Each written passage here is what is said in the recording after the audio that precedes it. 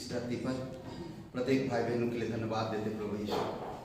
तो हर एक लोगों से प्रेम करता है, इसीलिए पिता आपकी वो प्रेम के खातिर हम तेरे पास आए हैं पिता। आज अपने दिल को लेकर, अपने जीवन को लेकर पिता, तेरे पास शांति है, तेरे पास जीवन है और तेरे पास वो आनंद और खुशी है पिता, जो अनंत है, हमेशा का है, जो कभी निराशा नहीं कर सकता, जो कभी दूर नहीं कर सकता, जो कभी हमें अलग नहीं कर सकता। धन्यवाद देते पिता प्रभु यीशु मसीह। हम जाने अनजाने में कोई गुनाह किए, हमारे हृदय से, हमारे मन से, हमारे विचार से, या हमारी शरीर से, या हमारी शब्दों से, या आँखों से, प्रभु आप हमें क्षमा करना और तेरी अनुग्रह में हमें भरपूर करना पिता, और तेरी आत्मा के द्वारा अगुवाई करना। जीवित और पराक्रमी परमेश्वर, स्वर्ग और पृथ्वी बनाने वाला पिता, तेरी महिमा करते। राजाओं का राजा तो प्रभुओं का प्रभु, सर्वशक्तिमान परमेश्वर, दयालु और कृपालु परमेश्वर, धन्यवाद देते। प्रत्येक हृदय आत्मा से बातें करो पिता, जो भी तू संदेश देगा पिता, उस संदेश के द्वारा धन्यवाद देते। तू गवाहों को तैयार करता है और उनको गवाही देने पर तू अगुवाई करता है। तेरी प्रेरणा में और तेरी अगुवाई में प्रत्येक लोगों को अगुवाई करना। घर परिवार में लोगों को चुनता है पिता, तू लोगों को बुलाता है, लोगों को सिखाता है और लोगों को तेरी योजना में अगुवाई करता है पिता। हम धन्यवाद देते, तेरा वचन कहता, जो परमेश्वर की राज्य और धार्मिकता की खोज करता है, तू कोई भी वस्तु की घटी होने नहीं देता है पिता। हम धन्यवाद करते, जीवित और पराक्रमी परमेश्वर, सारा आदर सारा महिमा हम तुझे देते हैं। तू सच्चा परमेश्वर, तू जीवित परमेश्वर, तेरी आराधना करते हैं पिता, क्योंकि तू उसके योग्य है। धन्यवाद देते हैं पुरुष के लिए, जो आप हमारी पापी स्वभाव और मृतक देह से तू हमें बचाया, हमें नया शरीर, नया जीवन दिया, नया राज्य दिया, नया हृदय और नया मन दिया पिता। इसीलिए प्रभु तेरी महिमा करते, धन्यवाद देते, धन्यवाद देते। इस दिन को, इस समय को पिता अभिषेक करो पिता। इस सभा को स्तुति आराधना गीतों से लेकर हर एक चीजों में आपकी अनुग्रह है। धन्यवाद, तेरी जय जयकार और महिमा करते, यीशु मसीह के नाम से मांगते हैं, आमीन। भजन संहिता 35:9। मैं यहोवा के कारण अपने मन में मगन हूँगा। मैं परमेश्वर के कारण मन में मगन हूँगा, मतलब कि खुश रहूँगा। मैं उसके किए हुए उद्धार से हर्षित रहूँगा। करेक्ट। तो इसीलिए ये परमेश्वर आपका है, आप परमेश्वर के। आपको निर्धारित करना है, आपको निर्णय लेना, आप दुखी रहना है या खुशी रहना। परमेश्वर कहता, मैं तेरा उद्धार किया और तुम्हें अब हर्षित रहना ना। मैं यहोवा के कारण आनंदित हूं, मुझे किसी और चीज की जरूरत नहीं है। मुझे परमेश्वर के कारण मैं आनंदित हूं और मैं खुश हूं। अब सब दुखी हो, क्या हो? खुशी हो, हर्षित हो? जोर से बोलिए हालेलुया, प्रेज द लॉर्ड।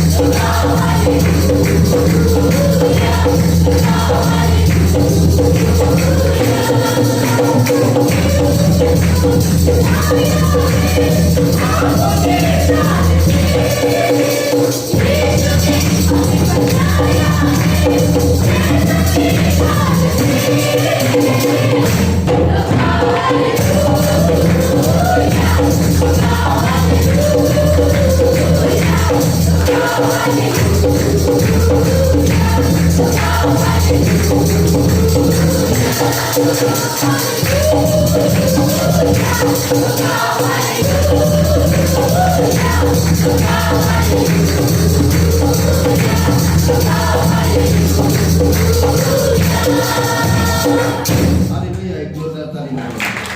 पवित्र महान और सर्वशक्तिमान परमेश्वर पिता, हम धन्यवाद देते हैं। तू पवित्र है, तू धर्मी है, तू हमेशा जीवित रहने वाला परमेश्वर है, तू हमेशा तेरे भक्तों का पुकार सुनने वाला परमेश्वर है। धन्यवाद देते हैं पिता, आज हम कोई मूर्तिक चीजों से पुकार नहीं रहे, बल्कि हम अनंत परमेश्वर का, जीवित परमेश्वर को हम पुकार रहे हैं, और तू हमारे दिल की आवाज सुनता है, तू हमारी पुकार को सुनता है। प्रभु यीशु, हम धन्यवाद देते हैं, तू हमें देखता है, तेरे कान हमारी ओर लगे रहते हैं, इसीलिए प्रभु तेरी महिमा करते हैं। धन्यवाद देते पिता, धन्यवाद करते प्रभु यीशु, धन्यवाद देते हैं।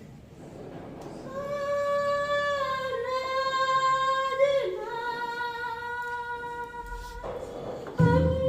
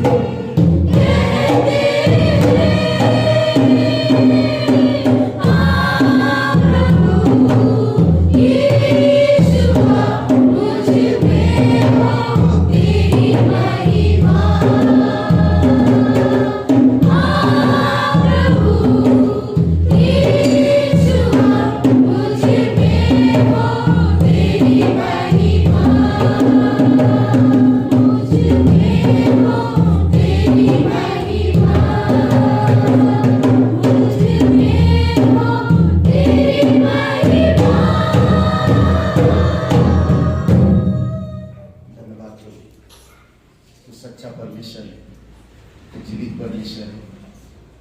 पिता, तू हमारे दिल की आवाज़ सुनता है, तो हमारे भविष्य को जानता है, तो हमारे जीवन को नरक से बचाया है। आज इसीलिए प्रभु हम आपके हाथों को उठाकर तेरी महिमा करते हैं।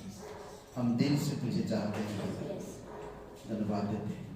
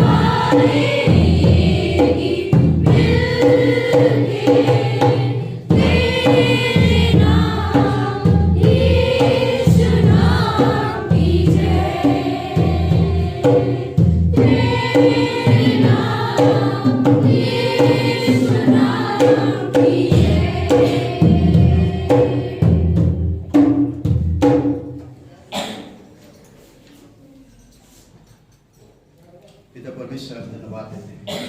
जीवित और पराक्रमी परमेश्वर, सच्चा है तू। 3 दिन पिता तो इंसानों का सताव सहा, बदनाम सहा, अपमान सहे, दर्द दुख अपनों का साथ छोड़े, आपको दुख दिए, दोष लगाए, आरोप लगाए, फिर भी आप चुप रहा।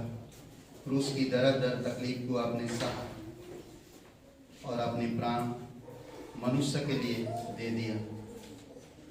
तू इस धरती की आखिरी बलिदान है पिता, जो पिता की क्रोध को ठंडा किया और हमें पिता से मिलाने के लिए तू कब्र तक चला गया।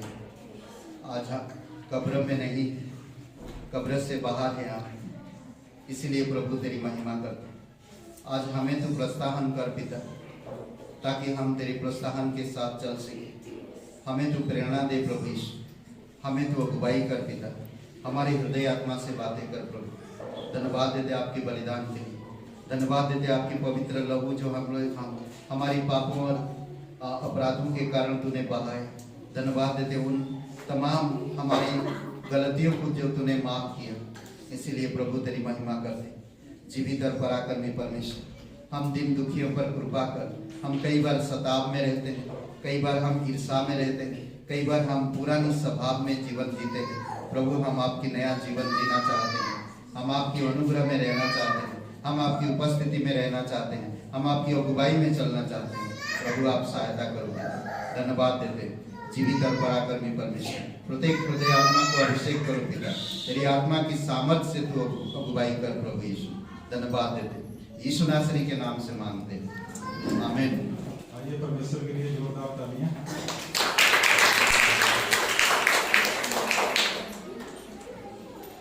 इसमें वचन लिखा है निर्गमन 14:13।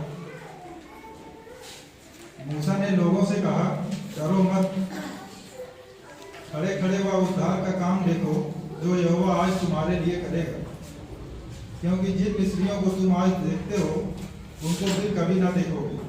हालेलुया। हमारे बीच में कोई नए हैं आज तो पहली बार आए हुए हैं चर्च में?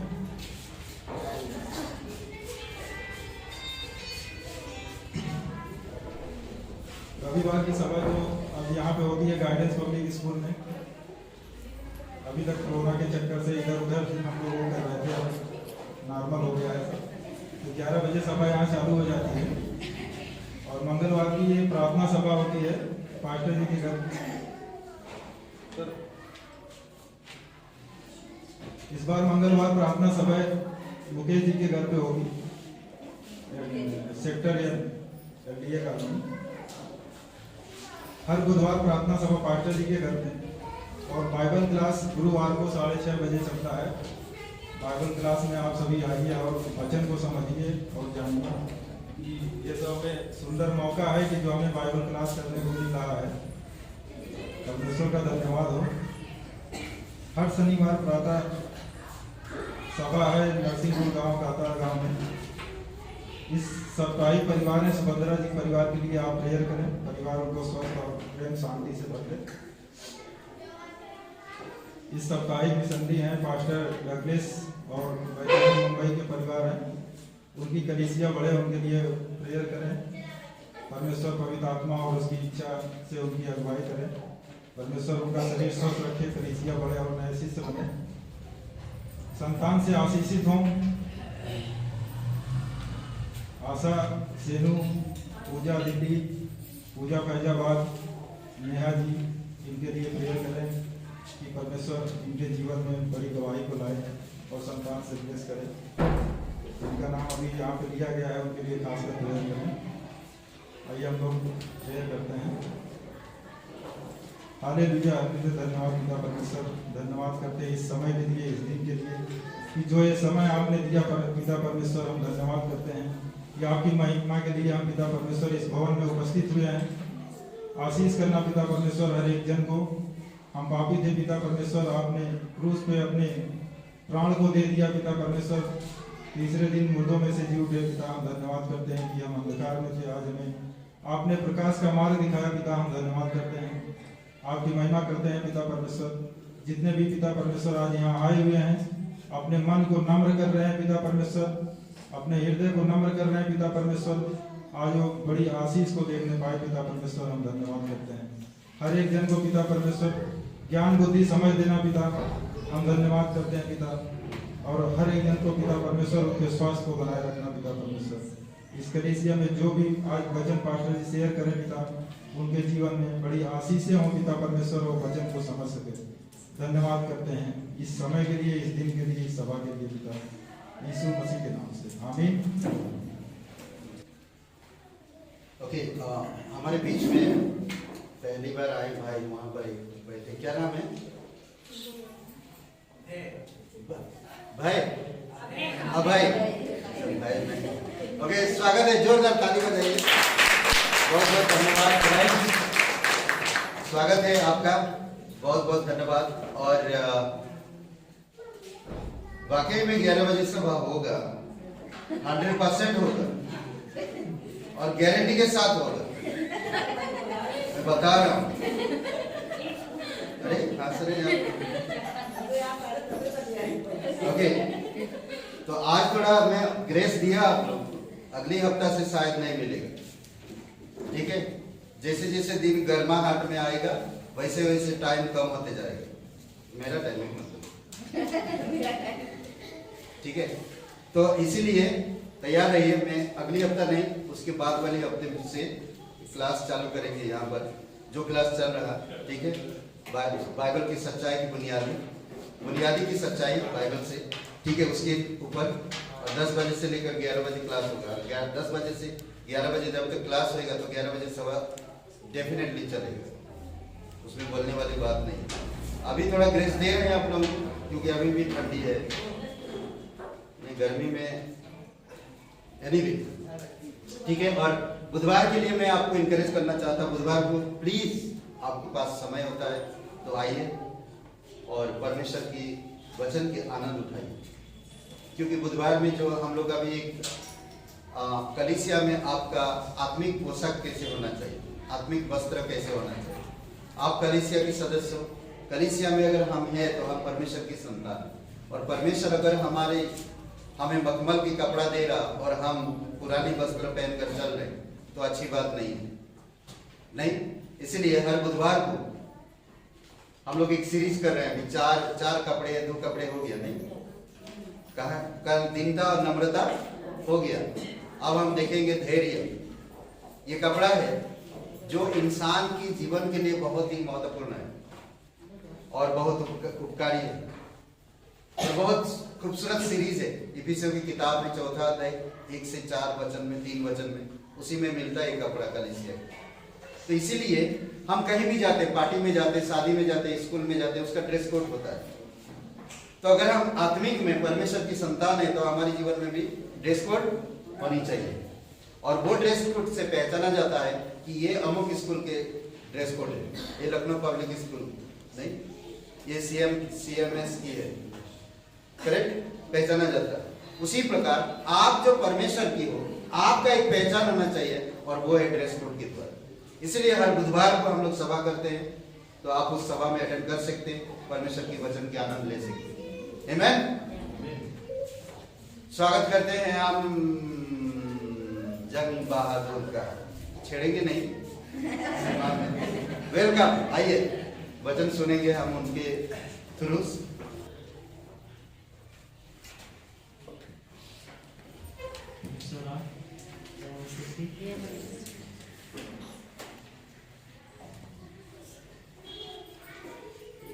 आप लोग हाथ उठाए,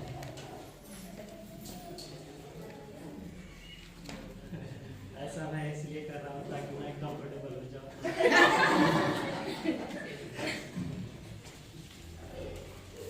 हम लोग आज देखेंगे दान और दशमांश के बारे में, जैसा कि हम लोग सारे लोग जानते हैं, और पिछले समय में हम लोग अध्ययन कर रहे थे कि हम हम्बल और उदारता, धैर्य और प्रेम के बारे में। उसी पर हम कह सकते हैं कि हमारा प्रभु यीशु मसीह अब तक का सबसे उदार व्यक्ति रहा, और उसने अपने स्वर्ग के लिए जो कंफर्ट को छोड़ा और मनुष्य बनकर इस धरती पर आया, और उसने अपने प्राण तक उदारता के कारण छोड़ दिए, और ताकि हम उसमें जी सके। हम इसीलिए बुलाए गए कि हम जनरस बने, अपने धन संपदाओं में, अपने जो हम पोजेशंस में, जो कुछ हम कमाते हैं उसमें भी हम दयालु बने रहें। प्रभु का नाम धन्य है, उसके लिए हम धन्यवाद देंगे। मैं पढ़ूंगा जेनेसिस, उत्पत्ति का अध्याय 14 और 19 और 20।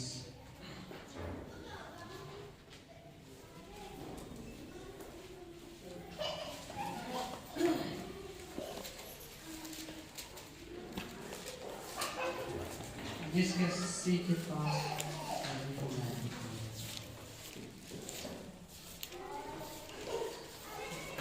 उत्पत्ति 14 अध्याय उसका 19 और 20।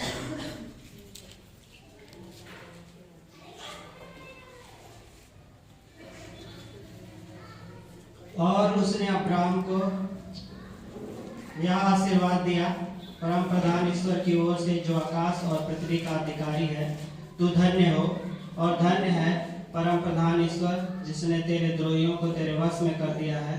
तब अब्राहम ने उसको सब वस्तुओं का दशमांश दिया। यहाँ पर उसको मलिकिसिदक एक याजक है जो वो जीत के आता है, तो उसको एक तरह से आशीर्वाद देता है और उसके बदले उसने दशवांश देता है। यहाँ पर हम देख सकते हैं कि दशवांश जैसे ही हमारे जहन में आता है, हम लोग अपने पर्स पर ध्यान चला जाता है कि आते हैं और कुछ बोलेंगे और कुछ लेंगे। तो लेकिन यहाँ पर बाइबल में जिक्र किया गया दशवांश सबसे पहली बार ये देते हैं। ऑफरिंग उसके पहले कैन और हाबिल के समय में आता है। तो हमें दशवांश का मतलब 10%। नए नियम में हम देख सकते हैं, इब्रानियों की पत्री में भी बोला गया कि 10th एकदम क्लियरली रूप से, और पुराने नियम में तो हालांकि है ही। हमें 10% किसका देना है? हमारी अर्निंग का, जो हम कमाते हैं, जो हम प्रोडक्शंस करते हैं, यानी जो हम उत्पादन करते हैं, और जो हमारे पास है उसका 10%। लेकिन यहाँ 10% ये मिनिमम है, ये बेस लाइन जिसको हम बोल सकते हैं। लेकिन हम आज तक, मैं खुद भी कर सकता हूँ कि मैं भी नहीं दे पाते हैं। तो लेकिन परमेश्वर हमारे लिए इतना करता है, वो हमारे लिए, लेकिन हम 10% भी नहीं दे सकते, देते हैं। और इसके लिए हम देख सकते हैं और उत्पत्ति के अध्याय 28 और 20 से 22 तक।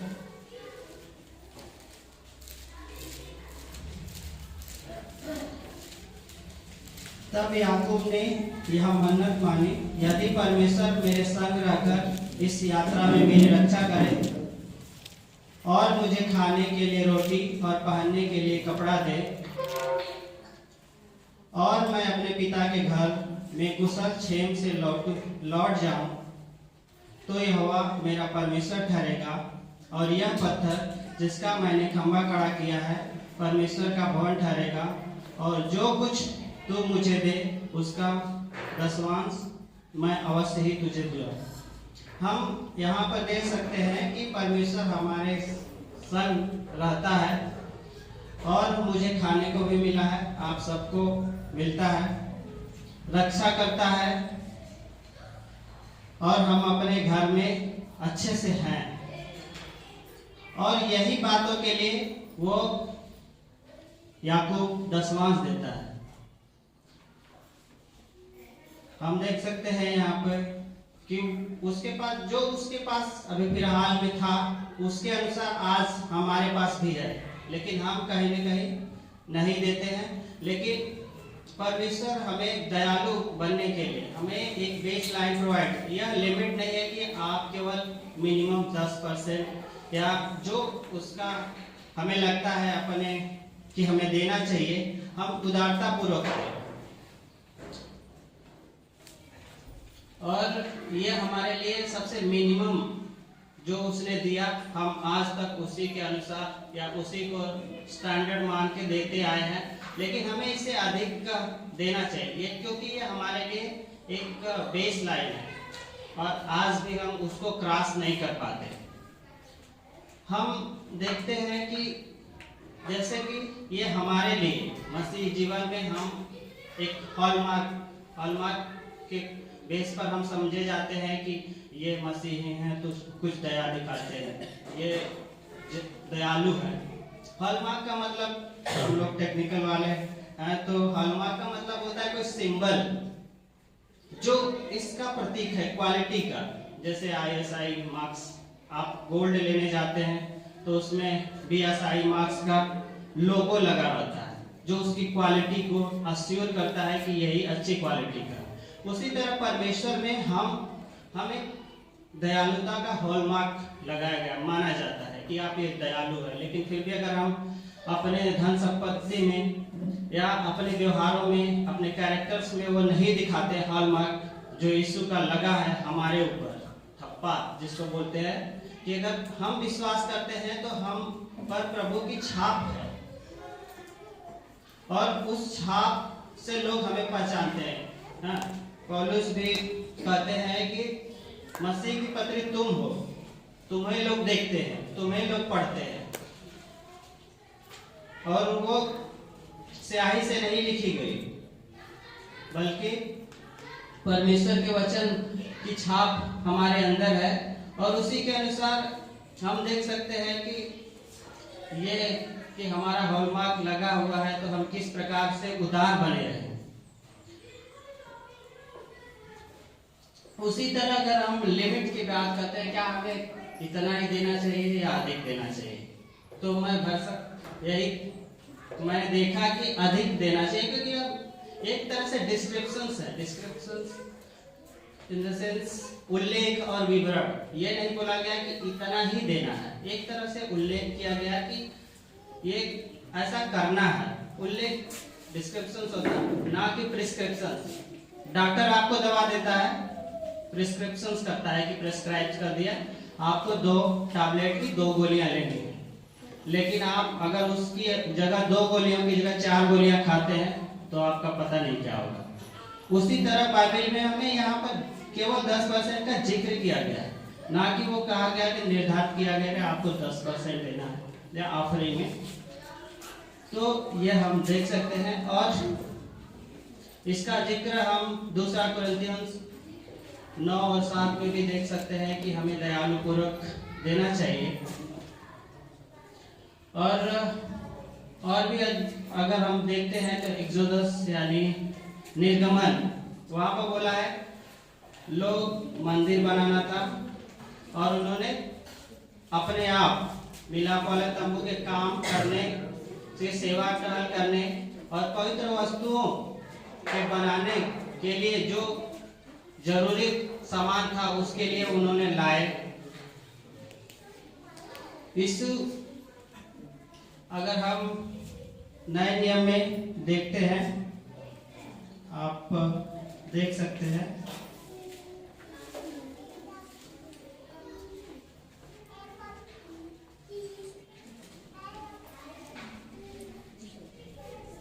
प्रेरितों के काम,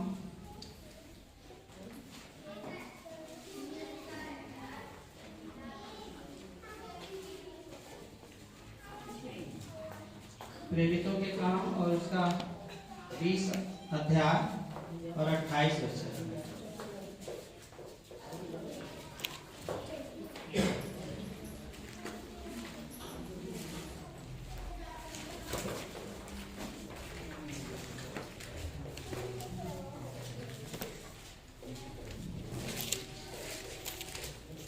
इसलिए अपनी और अपने और पूरे झुंड की चौकसी करो, जिसमें पवित्र आत्मा ने तुम्हें अध्यक्ष कराया कि तुम परमेश्वर की कलीसिया की रखवाली करो, जिसे उसने अपने लहू से मोल लिया।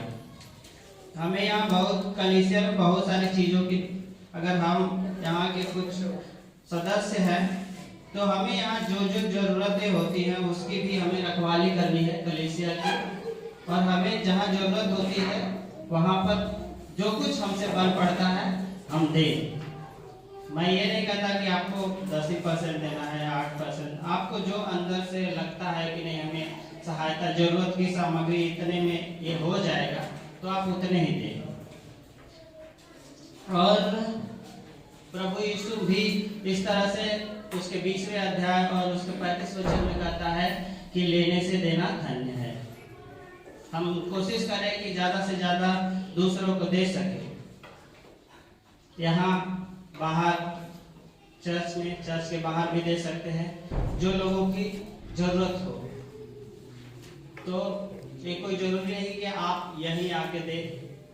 बहुत सारे इर्द गिर्द लोग होते हैं जिनको हमारी जरूरत होती है, कि लोग सोचते हैं कि हम उनकी सहायता करें, क्योंकि हम इसीलिए दयालु, मैं बार बार बोलता हूँ कि हम इसीलिए बुलाए गए कि हम लोगों के प्रति दयालु रहें और उनकी सहायता करें, वरना फिर हम में और बाकी लोगों में फर्क क्या रह जाएगा। इस तरह की बातें रोमन्स में भी कहा, रोमियो के अध्याय 12 और 13 पद में लिखा गया, पवित्र लोगों को जो कुछ आवश्यक है उसमें उनकी सहायता करें। यहाँ पर जो जरूरत है हम उसमें सहायता करें। उसी तरह नए नियम में 1 यूहन्ना और उसका 3 और 17 में लिखा गया, जिस किसी के पास संसार की संपत्ति हो और वह अपने भाई को कंगाल देखकर उस पर तरस खाना ना चाहे, तो उसमें परमेश्वर का प्रेम कैसे बना रह सकता है। यदि हमारे पास संसार की संपत्ति है और फिर भी हम अपने भाई को देखते हैं कि वो कंगाली की हालत में है, उसकी आवश्यकता है इस चीज की, और फिर हम नहीं देते हैं, तो आप खुद सोचिए कि परमेश्वर का प्रेम आप में कैसे बना रह सकता है। एक क्वेश्चन छोड़ता है लोगों के लिए। आप सोचिए, आपके पास घर में मान लीजिए एग्जाम्पल के रूप में बाइक है, आपका भाई जा रहा है, आपको अभी आज काम नहीं है, फिर भी आप कुछ नहीं बोल रहे हैं, वो जाएगा, गाड़ी आपकी पड़ी की पड़ी रह जाएगी, आपको काम भी नहीं है, लेकिन फिर भी आप सहायता नहीं कर रहे हैं, तो आप किस तरह का प्रेम दिखाते हैं। बाइबल ये लोगों से पूछती है, क्या आपका प्रेम बना रह सकता है? तो ठीक है, लेकिन मुझे नहीं लगता, क्योंकि बाइबल कहती है जो हठपूर्वक शिक्षा को मानने से इनकार करता है वह अचानक से नष्ट हो जाएगा। नीति वचन अगर कोई शिक्षा दे रही है कि आपके अंदर प्रेम बना नहीं रह सकता, तो आप इस बात पर हठपूर्वक मान सकते हैं कि नहीं, बिना दिए हुए मेरा प्रेम बना रह सकता है, तो आपके लिए परमेश्वर ही जो कुछ करे। और हम लास्ट में देखेंगे लूका 18:22। उसके बाद मैं बंद करूंगा। लूका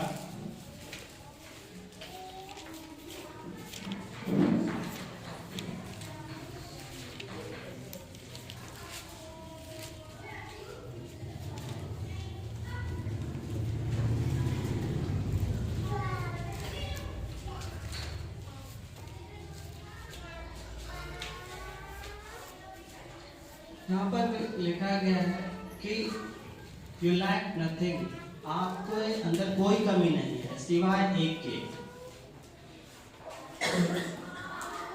हम लोग रोज चर्च आते हैं, रोज बाइबल पढ़ते हैं, रोज प्रार्थना करते हैं, लेकिन हमारे अंदर क्या कमी है? हम बहुत अच्छे हैं, अच्छे काम करते हैं, लेकिन 18 में यही बताया गया कि एक कमी है अभी भी। यहाँ पर धनी व्यक्ति और अनंत जीवन के बारे में बोला गया। मैं डायरेक्ट 22 पढ़ता हूँ आपके लिए। यह सुन के यीशु ने उससे कहा, तुम में अभी एक बात की घटी है, अपना सब कुछ बेचकर कंगालों को बांट दे और स्वर्ग में धन मिलेगा, और आकर मेरे पीछे हो ले। ये व्यक्ति है, मैं अगर ऊपर से पढ़ लूं 18 से, किसी सरदार ने उससे पूछा, हे उत्तम गुरु, अनंत जीवन का अधिकारी होने के लिए मैं क्या करूं? यीशु ने उससे कहा, तू मुझे उत्तम क्यों कहता है? कोई उत्तम नहीं, केवल एक, अर्थात परमेश्वर। तू आज्ञाओं को जानता है, व्यभिचार न करना, हत्या न करना, चोरी न करना, झूठी गवाही न देना, और अपने पिता और अपनी माता का आदर करना। फिर 21 अध्याय में उसने कहा, मैं तो इन सबको लड़कपन से मानता आया हूँ। इसी तरह हम भी हैं, हम बहुत सारी शिक्षाएं ले चुके हैं, अब हम बच्चे नहीं रहे कि हमें बेसिक शिक्षा हमेशा बार बार दी जाए। उसी तरह ये व्यक्ति भी हमारी तरह ही है, जो ये कहता है मैं इसको बहुत दिनों से मानता आया हूँ। मैं हो सकता है कि आप 20 साल से आ रहे हैं, आप बचपन से मानते आए हो, लेकिन यहाँ पर यीशु कहता है एक बात की कमी है। आप सारी आज्ञाओं को मानते हैं, अपने माता पिता की आज्ञा मानते हैं, आप चर्च जाते हैं, आप सब कुछ करते हैं जो बाइबल कहती है। अगर लेकिन आप एक पॉइंट में मिस करते हैं तो वही बोलता है कि यीशु खुद बोलता है कि तुम्हें एक बात की कमी है, और वो बात है, उसने कहा एक बात की घटी है, सब कुछ बेचकर कंगालों को बांट दे। यहाँ पर यह नहीं कहता कि दशवांश दे दो और उसी से तुम्हारा काम चल जाएगा, तुम अनंत जीवन के वारिस हो जाओगे। यहाँ पर बोला सब कुछ बेचकर कंगालों को बांट दे। आपके लिए इतना हार्ड वो दयालु बनाना चाहता है क्या कि आप सब कुछ बेचकर कर सकते हैं अनंत जीवन में प्रवेश करने के लिए? और ऐसा नहीं है कि बेचकर आप कंगाल हो जाएंगे। यहाँ पर तुझे स्वर्ग में धन मिलेगा और आकर मेरे पीछे हो ले। आपको वहाँ पर यहाँ धन है, वहाँ आपको खजाना। खजाना का मतलब होता है कोई अच्छी बड़ी चीज जब हाथ लगती है कि आदमी के। बाइबल में इस तरह का जिक्र किया गया है कि कोई स्वर्ग का राज्य इस के समान है कि अगर कोई पता चल जाता है कि इस खेत में कोई बहुत संपत्ति गड़ा हुआ है, तो आदमी जाके चाहे सब कुछ बेचकर उस खेत को खरीद लेगा और वो उसको खुदाई करवाएगा कि इसमें से कुछ निकलेगा। तो उसी तरह स्वर्ग का राज्य की महिमा कितना अनंत है उसकी हम कल्पना भी नहीं कर सकते। यीशु भी एक बार उसको यह समझ नहीं आता कि मैं उसकी उपमा किससे दूं, उसकी तुलना मैं किससे करूं स्वर्ग राज्य की। वो इतना महान है, वो इतना सुंदर है, वहां पर सब इतना आनंद है कि यीशु भी घबरा जाता है और कहता है कि मैं उसकी उपमा किससे दूं। तो मैं इसी बात से बंद करता हूं कि हमें उदारता पूर्वक किस तरह से देना है। आप सोच लीजिए, और बाइबल किस तरह की शिक्षाएं देती है कि आप बिना दिए, बिना कुछ सैक्रिफाइस किए आप पूर्णतया प्रेम नहीं कर सकते, पूरी तरह प्रेम नहीं कर सकते। अगर आप बगल में आपके कोई गिरा पड़ा है, आप उसको उठाते नहीं, कहेंगे बगल वाला आ रहा है उठा देगा, मैं तो चला जाता हूँ, मेरे पास टाइम नहीं है, तो आपके अंदर प्रेम किस तरह बना रहेगा? आइए फिर हम प्रार्थना करते हैं। प्रभु यीशु, हम आपका धन्यवाद देते हैं, राजाओं के राजा प्रभु यीशु। हम चाहते हैं कि हर एक हृदय दीजिए स्वामी परमेश्वर। ये 10%, 5%, 15%, 20% का कोई मैटर नहीं। प्रभु यीशु, आप उदारता पूर्वक देने वालों से प्रसन्न होते हैं। प्रभु यीशु, हम लोगों के अंदर हृदय दीजिए स्वामी परमेश्वर, ताकि हम उस प्रेम को समझ पाएं। हे राजाओं के राजा प्रभु यीशु, जिनके पास कमी है स्वामी परमेश्वर उसको दीजिए, ताकि स्वामी परमेश्वर वो देकर आपके आनंद में सहभागी हो सके। प्रभु यीशु, जिसके पास कमी है स्वामी परमेश्वर उसको भरपूरी से दीजिए।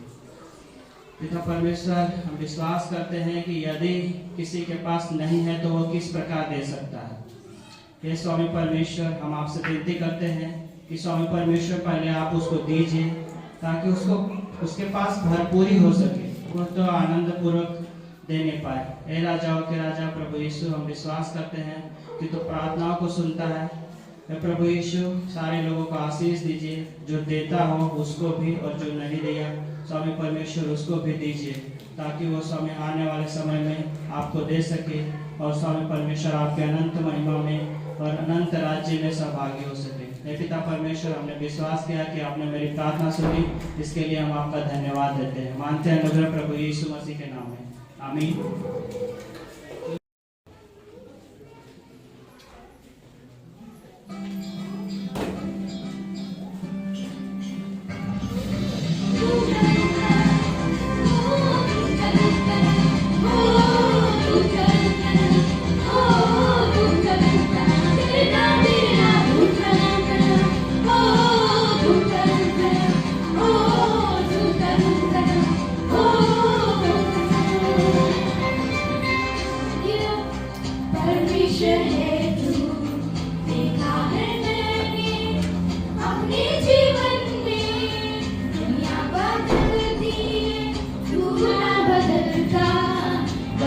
आंखों से भी है तो भरोसा, इंसानों से तू वफादार, सुनता दिल की हर पुकार, निराली में रखता दुनिया, हालातों से तू शक्तिमान, तू बिना मिली रिहाई, हम तोड़े हर कठिनाई,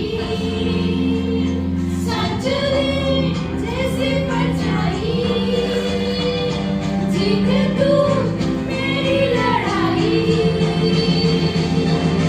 लूटा लूटा लूटा लूटा ओ लूटा लूटा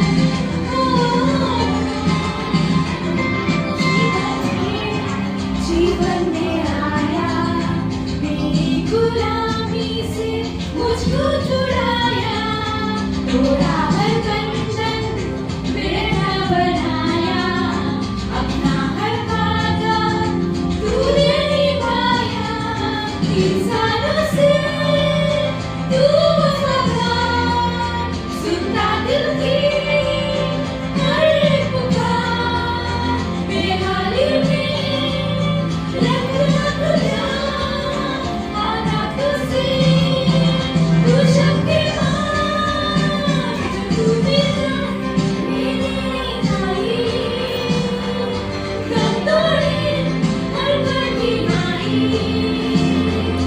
संचले जैसे परछाई, जीते तू मेरी लड़ाई,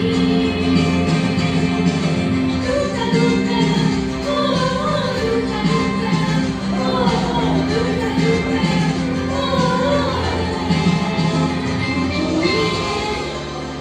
इस जहां में तुझसा हसीन क्या कोई है, इस जहां में जो है तुझसा भला, क्या कोई है, इस जहां में तुझसा हसीन क्या कोई है, इस जहां में जो तुझसा भला, जब तू बिना मेरी रिहाई, तब तोड़े हर कठिनाई, सब चले जैसे परछाई, जीते तू मेरी लड़ाई, जब तू मिला मेरी रिहाई, जब तोड़े हर कठिनाई, सब चले जैसे परछाई, जीते तू मेरी लड़ाई, लूटा लूटा ओ लूटा लूटा ओ लूटा लूटा ओ लूटा लूटा, तेरा तेरा लूटा लूटा ओ लूटा लूटा ओ लूटा लूटा ओ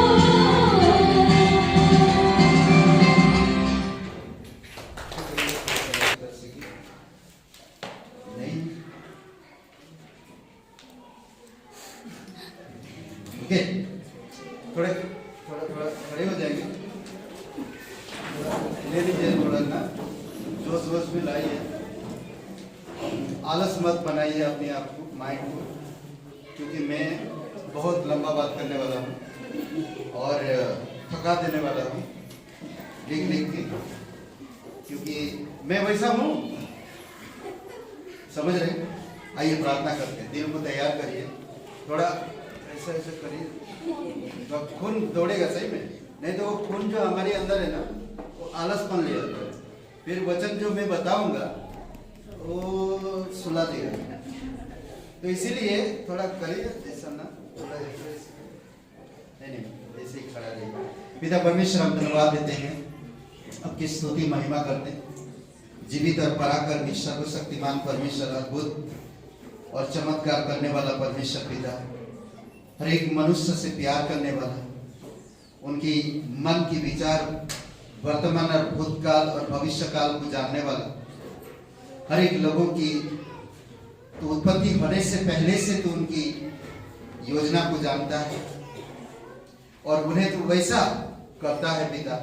आज अगर कोई इंसान कोई जादू कर देता है तो लोग उसका तारीफ करते हैं और उसको लिए तालियां बजाते हैं, पर तूने तो कितने बड़े बड़े चमत्कार किए हैं प्रभु, तो हम उसके लिए कितना तालियां बजाना चाहिए। तेरी स्तुति महिमा करते पिता, दिल से हृदय से तेरी आराधना करते हैं। हमारे मनों को वैसे मन मत दीजिए पिता जो सांसारिक में पड़ा रहे, वैसे मन दीजिए प्रभु जो आत्मिक में प्रस्थान हो सके। प्रभु ऐसे दिल दीजिए जो इस संसार की वस्तुओं में जुड़ा ना रहे, पर ऐसे दिल दीजिए जो आत्मिक वस्तुओं में जुड़ा रहे और उसकी सच में रहे, उसकी खोज में रहे। प्रभु प्रत्येक भाई बहनों को अगुवाई करो, अभिषेक करो और तेरी पवित्र आत्मा के द्वारा एनॉइंटिंग करो, सुनने की शक्ति और समझने की सामर्थ्य दीजिए पिता। प्रत्येक भाई बहनों के हृदय और आत्मा से धन्यवाद देते हैं, आपकी स्तुति महिमा करते हैं, यीशु नासरी के नाम से मांगते हैं, आमीन। ओके, आप बैठ सकते। और आप कैसे हैं? आप अच्छे हैं? हाँ, तो आप अपनी पड़ोसी से कहिए आप बहुत अच्छे लग रहे हैं।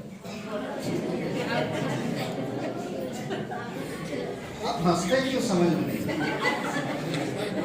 अब तो सिर्फ बोलना चाहिए आप बहुत अच्छे लग रहे हैं। नहीं हंसते, मैं हंसने के लिए कहता नहीं, आप हंसते हैं क्योंकि हम लोग खुश रहते हैं ना। खुश रहने का वो मतलब नहीं होता जो मैं दांत दिखाऊंगा। खुश रहने का वो मतलब होता है मैं मन से और अंदर से खुश हूँ, वो चेहरे में दिखाई देता है, दांत से नहीं। दांत से जो दिखाई देता है ये तो दिखावे की खुशी है। क्या बात है, सब समझदार है यार। Anyway, मजाक कर रहा हूँ। ओके, आज कौन सा संदेश है? क्या संदेश दूंगा मैं? कोई वर्कशॉप देखे ही नहीं। कमाल हो गया, तो धमाल हो गया ना, धोती पाल के रुमाल हो गया। संदेश मैंने दिया था, टॉपिक दिया था, प्रोत्साहन। ओके, मैं नहीं प्रोत्साहन करूंगा। एक चीज ध्यान दीजिए, बाइबल में जो कुछ भी है इसको हम भौतिक चीजों में नहीं सोच सकते, आत्मिक में सोचना। आत्मिक चंगाई, आत्मिक मन, आत्मिक दिल, आत्मिक इंसान, उसके विषय में ज्यादा बात कर सकते। कई बार यहां पर मृत्यु है, अगर तू प्रभु का आज्ञा नहीं मानेगा तू मरेगा, तू पाप करेगा मरेगा। क्या चीज मरता? हमारी आत्मिक चीज खत्म हो जाती है। मैं जिंदा हूं पर मेरा जो आत्मिक वृद्धि है, फेथ, विश्वास है, कनेक्शन है परमेश्वर के साथ, वो टूट जाता है, वो खत्म हो जाता है। समझ रहे? कई बार आप और मैं कुछ चीजों को भौतिक में जोड़ते हैं। आप हर वक्त हम लोग जो वचन सुनते हैं भौतिक में जोड़ते हैं। हमेशा भौतिक में मत जोड़िए, आत्मिक चीजों में देखिए, आत्मिक में जोड़िए। आत्मिक जीवन जीने में आत्मिक इंसान के बारे में सोचिए, उसके साथ एक वचन बातें करता है। यीशु मसीह भौतिक इंसान को बता रहा था दृष्टांतों के द्वारा, पर उसका जो अर्थ था आत्मिक आदमी के साथ कनेक्ट था, आत्मिकता में कनेक्शन। आज जो फेथ, मेरा ये फेथ, मेरा ये भौतिक जीवन कभी फेथ परमेश्वर पे नहीं रख सकता। वो तो अपने आप पे रखता, अपने आप पे नहीं रख पाता, वो परमेश्वर पे क्या रखेगा? पर आत्मिक जो मनुष्य है वही परमेश्वर पे विश्वास रखता है। क्या कहता है? हमारी जो मन एक है, बहुत सारी बातों में धोखा देता है। हमारा दिल जो चाहता मैं वो करूंगा, ये होता है। मुझे नहीं पढ़ना, नहीं पढ़ना है, पास्टर जी कितना भी इंकरेजमेंट कर ले, नहीं पढ़ना मुझे, खत्म बात। ये होता है इंसान में, ये इंसान है। ये इंसान ऐसा करता है, ऐसा होता है। करेक्ट? तो इसीलिए बहुत जरूरी है, परमेश्वर आपको प्रोत्साहन करना चाहता है, मैं नहीं। परमेश्वर, आप परमेश्वर से प्यार करते, आप परमेश्वर की संतान हो, आप परमेश्वर की सदस्य हो, आप परमेश्वर के घर के एक सदस्य हो। परमेश्वर आपसे प्यार करता है, परमेश्वर आपको बुलाया, परमेश्वर आपको जानता है और परमेश्वर आपके जीवन में काम करेगा। वो प्रोत्साहन देना चाहता, प्रोत्साहन करना चाहता। कई बार हम लोग ठानते हैं कि रविवार सभा टाइम पे आए, पर पास्टर जी नहीं आते, इसलिए मैं भी। ये मेरा प्रॉब्लम नहीं है, ये आपका प्रॉब्लम है और परमेश्वर के साथ। पास्टर जी कब आ रहे उससे मुझे कोई मतलब नहीं, मुझे परमेश्वर वहां पर है, मैं परमेश्वर के लिए जाता। क्या परमेश्वर लेट करता है? आप मुझे बताइए एक बार, परमेश्वर लेट करता है? अगर परमेश्वर लेट करता है तो आप लेट आइए। तो ये मानसिक सोच है, इसलिए हम लोग ऐसे सोचते हैं, आत्मिक नहीं।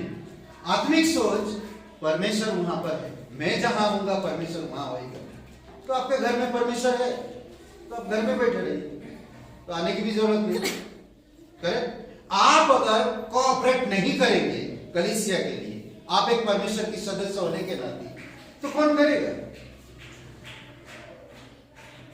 मैं निर्णय लेता हूं आत्मिक चीजों में कोऑपरेट करूं मैं। हम लोग हैं, साथ में कोऑपरेट करें।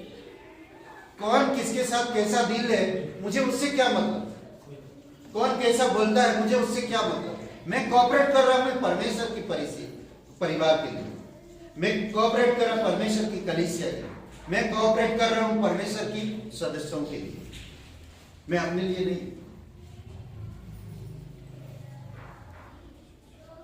सब चीजें ठीक ठाक चलता है तो हमारा जीवन ठीक ठाक चलता, बिल्कुल नहीं।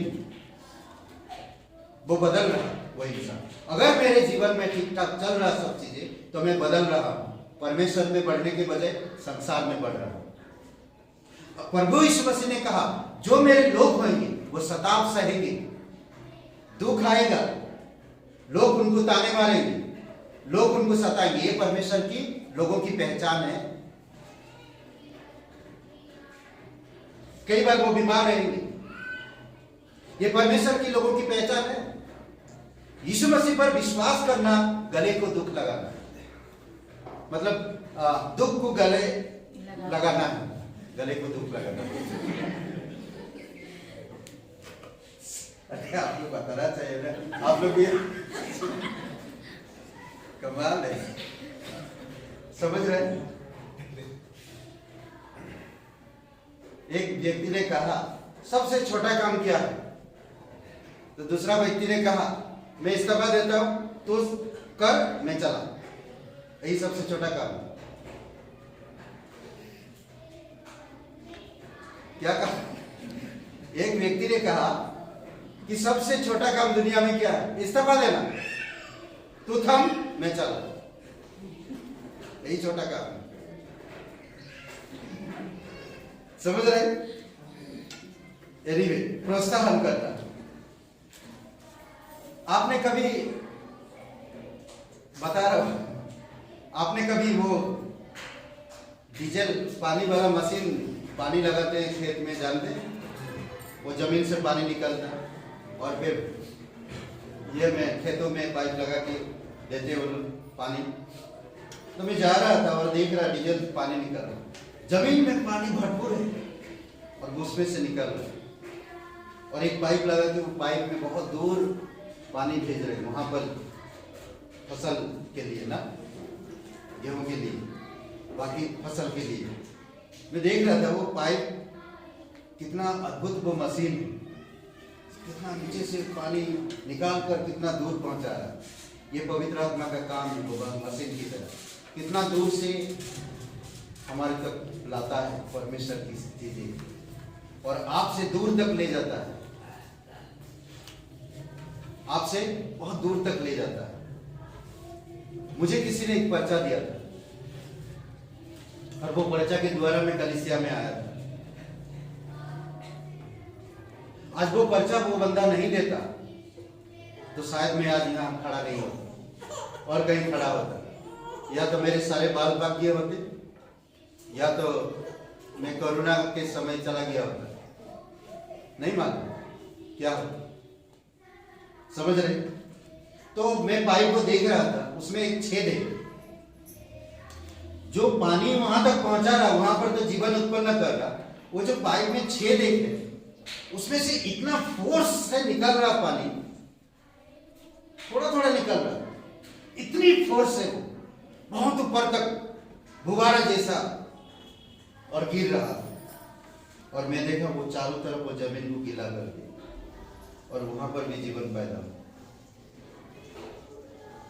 आप उस फोर्स में से एक छेद हो, आप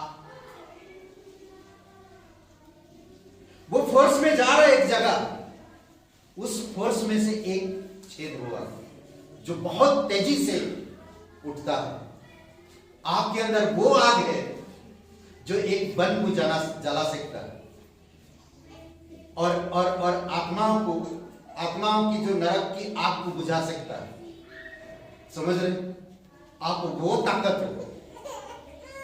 मैं ये सोच रहा था कि वहां पर थोड़ी छोटा छेद है और इतनी तेजी से पानी निकल रहा, उसको हाथ देकर भी लोग बांध रहे, उसको बांध नहीं पा रहे, हाथ से दबा रहे, उसको दबा नहीं पा रहे। आप वो फोर्स हो, आप वो ताकत हो जो बहुत तेजी से ऊपर उठ रहे हो।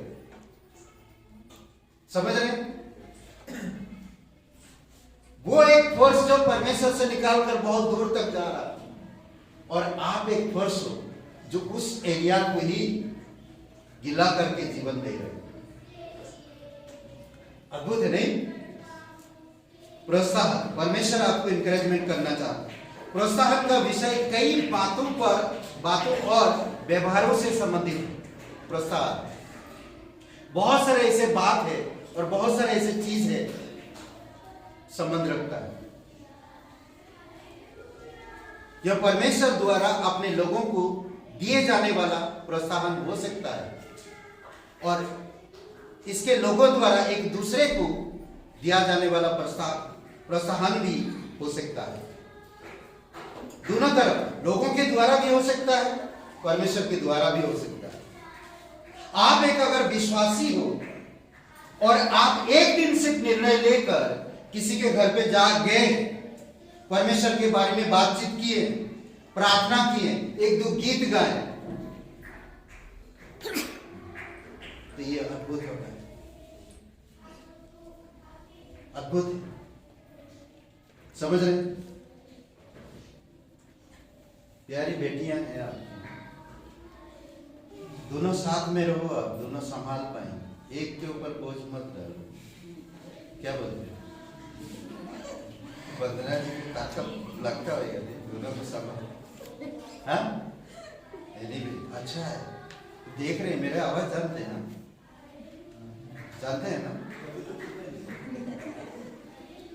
ओके, हम लोग बाद में मिलते हैं दोनों प्यारे बच्चों से। ओके, सबसे पहली बात, सबसे साधारण प्रकार का प्रोत्साहन वह है जो सांत्वना, सहायता के लिए दीन दुखियों पर करना, प्रोत्साहन करना। कौन है दीन और कौन है दुखी? दीन दुखी यहां पर जो शब्द में इस्तेमाल कर रहा, गरीब, जॉब नहीं, जॉबलेस लोग थे, जॉब नहीं है, विधवाएं हैं, पति पत्नी के बीच में तनाव है, परिवार में कष्ट है, ऐसे लोगों के लिए दुआ करना, ऐसे लोगों को प्रोत्साहन करना, ऐसे लोगों के बारे में सोचना, ये एक मसीह का कार्य है। समझ रहे? दूसरा शमूएल का 10 और वचन 2 में यहां पर अमनियों के राजा की मृत्यु हो जाती है और उसके स्थान पर उसका बेटा राजगद्दी पर बैठता है। उसका बेटा राजगद्दी पर बैठता है, उसका पिता खत्म हो जाता है। तो यहां पर दाऊद प्रोत्साहन के लिए अपने लोगों को भेजता है। अपने लोगों को भेजता है। आज आप विश्वासी हो, विश्वासी हो, आप हो विश्वासी, हाँ है कि नहीं? हाथ ऊपर कर, विश्वासी, विश्वासी हो? हाँ या ना? आप विश्वासी हो? सच में? आप परमेश्वर की क्या हो? संतान हो। परमेश्वर कहता मेरे बहन, तुम्हारी बहन को मिलो जाके, मिलते हो? अरे परमेश्वर आज टाइम नहीं, मैं संतान हूं परमेश्वर का।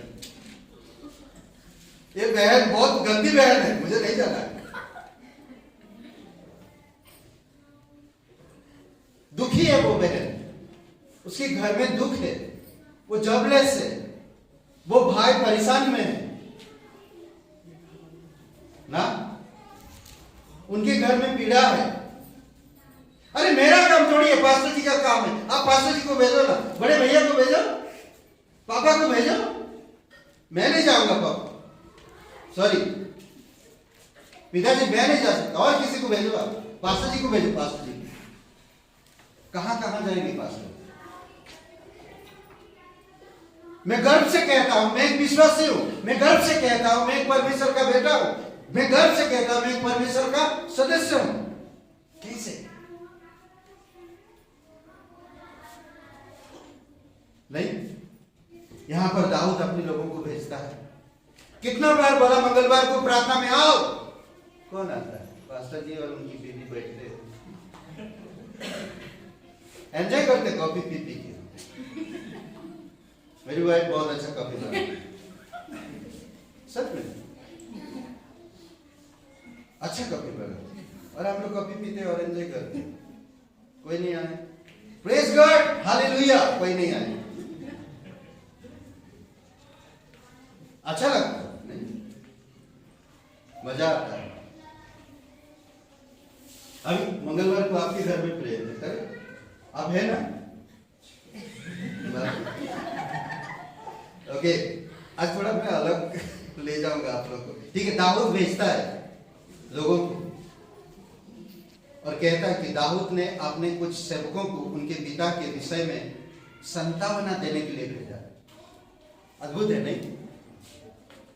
उनका पिता खत्म हो गया, अमनी, एक लोग दुश्मनी थी इजराइल लोगों से, अमनी लोग। फिर भी दाऊद अपने लोगों को भेजता, जा, उसका बेटा अभी राजा बना है, आप उसको सांत्वना दो, क्योंकि उसका पिता नहीं है, जाकर सांत्वना देकर आओ। आज परमेश्वर कहता हर एक विश्वासी भाई बहनों को मत्ती का 28 और 18 से लेकर 28 में, 20 में, स्वर्ग और पृथ्वी का सारा अधिकार मुझे दिया गया। हे विश्वासी भाई बहन, कौन? हम सब जाओ, हर एक जाति, हर एक लोगों को मेरे शुभ संदेश सुनाओ। पिता, पुत्र और पवित्र आत्मा के नाम से बपतिस्मा दो। देखो, जो तुम मुझसे सीखे हो तुम उन्हें सिखाओ। आज मैं सदस्य हूं, मैं खुद सीखा नहीं तो मैं दूसरों को कैसे सिखा सकता? तो परमेश्वर कहता है जो तुम मुझसे सीखे वो तुम दूसरों को सिखाओ। कैसे हम दूसरों को सिखाएंगे? प्रोत्साहन के साथ। जब हम जाएंगे वहां पर हम बाइबल की बातें करते हैं, ना कि संसार की बातें सब कोई करते हैं, पर हम परमेश्वर की बातें करना चाहिए। यशायाह 61 वचन 2, सब शकीतों को शांति देता परमेश्वर। धन्य है वे शकीत लोग जो ना दुख में है, शोक में है, निराशा में है, ऐसे लोगों को आश्वासन देता परमेश्वर, सांत्वना देता परमेश्वर, शांति देता परमेश्वर ना। आज अविश्वासी लोग बिना बताए, अगर किसी का घर में कोई खत्म हो जाता, अगर कोई बहन को दुखी देखते हैं, वो लोग अविश्वासी है, वो लोग जाके उसे सांत्वना देते हैं। पर आप और मैं विश्वासी होने के नाते ऐसे लोगों के पास हम जाते नहीं है। हम विश्वास जब बन जाते हैं, शुरू में तो बहुत एक्साइटेड और जैसे जैसे हम बढ़ते हैं वैसे वैसे हम परमेश्वर से तो करीब है, प्रार्थना तो करते, बाइबल तो पढ़ते, पर एक्टिविटीज में कभी नहीं पढ़ते। टाइम नहीं है हमारे पास। पहले हमारे पास टाइम सब कुछ करने के लिए, आज हमारे पास टाइम नहीं कुछ करने के लिए। आज कलीसिया के द्वारा जो निर्धारित किया जाता समय, जो सभा, जो चीजें, अगर आप कोऑपरेट करेंगे, आप आएंगे, आप करेंगे, तो परमेश्वर बढ़ाएगा और परमेश्वर अद्भुत चमत्कार करेगा और विश्वासियों को बढ़ाएगा, उनके जीवन में वो परिवर्तन दिखेगा और कलीसिया के द्वारा दूसरों को प्रोत्साहन मिलेगा। मत्ती के 5:4 में कहता है, धन्य है वे जो शोक करते हैं क्योंकि वे सांत्वना पाएंगे। जो दुखी है वो सांत्वना पाएंगे। कैसे पाएंगे? आप और मेरे द्वारा, परमेश्वर के वचन के द्वारा। जब किसी भाई को दुखी देखते हो या कोई उनके घर में कुछ हादसा या कुछ परिस्थिति हुआ है, तो आप जाओ उनके पास, जाकर उनको आश्वासन दो, आप उनके साथ बैठो। इंग्लैंड की रानी विक्टोरिया एलिजाबेथ, जो भी रानी, उसकी एक सेवक सैनिक वो मारा गया लड़ाई में। सुबह से शाम तक उसकी पत्नी, अब उसकी पत्नी विधवा हो गई, अब उसकी बच्चे अनाथ हो गए। रानी ने देखा कि सैनिक मेरा बोलते सेनापति की तरह काम कर रहा था, अब वो खत्म हो गया।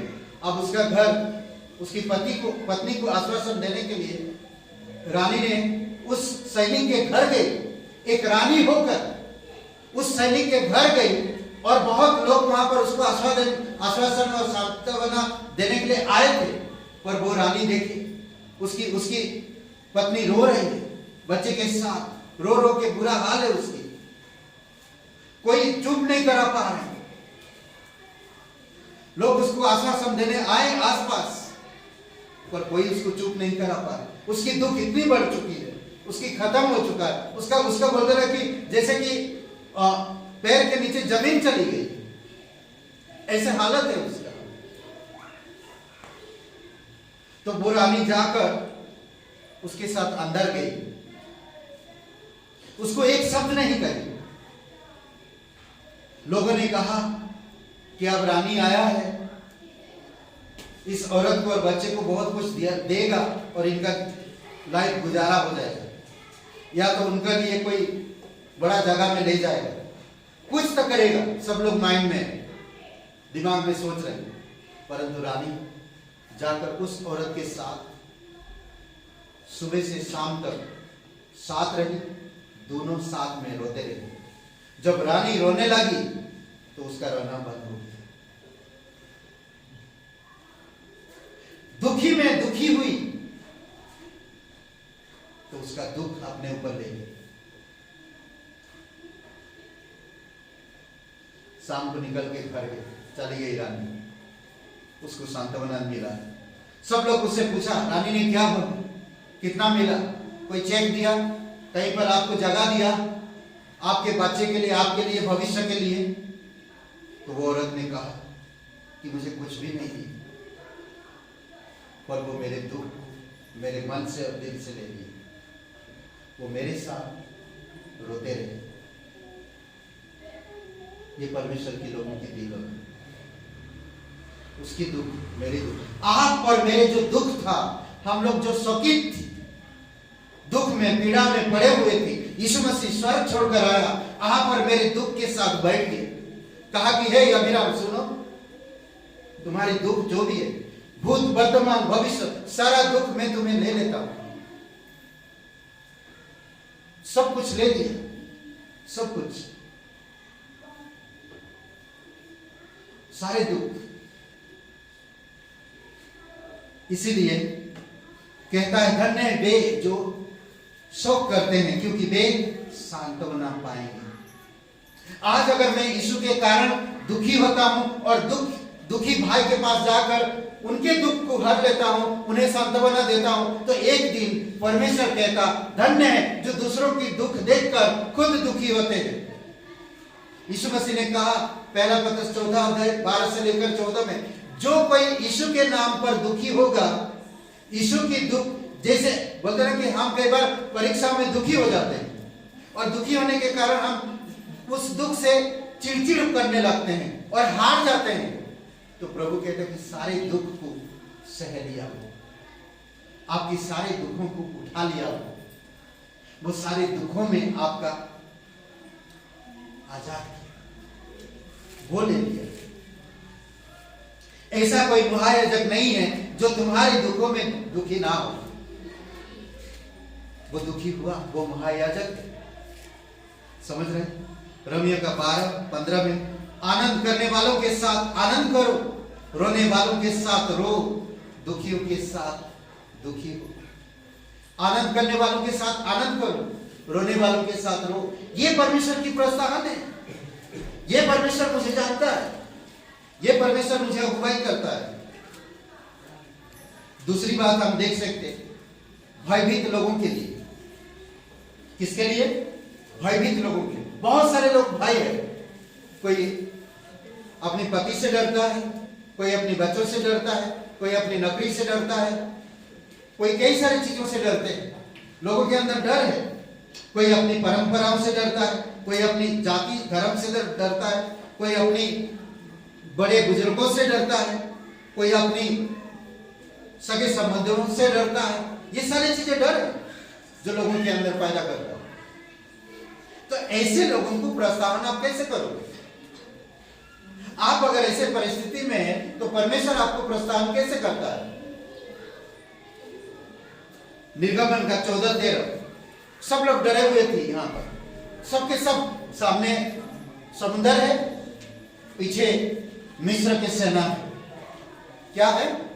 सामने समुद्र है, जा नहीं सकते, समुद्र में उतर नहीं सकते, अगर कूद गए तो मरेंगे। सबके सब डरे हुए हैं। यहां पर पीछे मिस्र की सैनिक आ रहा है मारने के लिए, वापस ले जाने के लिए। अब मूसा को कहते सब लोग, हे मूसा तुम कहां पर लाया? यहीं पर कब्र खोद के मारने के लिए, कब्र खोदने के लिए।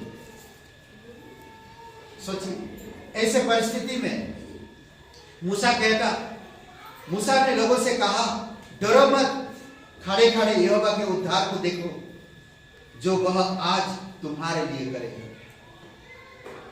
आज के बाद ये मिस्र का शकल कभी नहीं देखोगे। हमको भी ऐसे ही प्रतिज्ञा परमेश्वर ने कहा, परंतु हम परमेश्वर की प्रतिज्ञा को भूल के उसी जगह पे वापस जाना चाहते हैं। क्योंकि परमेश्वर के वचन, परमेश्वर की आत्मा, परमेश्वर की कलीसिया, पास्टर, शिक्षक द्वारा हमें प्रोत्साहन मिलने के बावजूद भी हम वही काम करते हैं जो हमारा मन कहता और दिल कहता। हम परमेश्वर की वचनों के अनुसार नहीं करते। जो इंसान परमेश्वर की वचनों के अनुसार करेगा वो कभी भी संसार की उन तकलीफों की सामना नहीं करेगा जो परमेश्वर ने कहा है। इन लोगों को कहा परमेश्वर ने कि दोबारा तुम उन लोगों को नहीं देखो। वचन संहिता 23 और वचन 24 में कहता, खूबसूरत बात ना, जब तुम अंधकार की तराइयों में होकर चलो। किसमें? जब तुम अंधकार की तराइयों में होकर चलो तो हानि से मत डरना, हानि से मत घबराना। मतलब कि मेरे जीवन में चारों तरफ अंधेरापन है, चिंताओं में डूबा हूं, मेरे शत्रु मुझे घेरे हैं, मैं ऐसी मृत्यु के तराइयों पर होकर चल रहा हूं, मेरे जीवन में कभी कुछ नहीं हो सकता। तो परमेश्वर की एक आवाज आता मुझे इंकरेज करने के लिए, मुझे प्रोत्साहन करने के लिए। समझ रहे हैं? दूसरी वचन में कहता कि परमेश्वर की छड़ी और लाठी से मुझे शांति मिलती है। अद्भुत है। छड़ी या लाठी, परमेश्वर का अनुग्रह की छड़ी और वचन की शिक्षा, सिद्धांत, मुझे क्या मिलता है? शांति।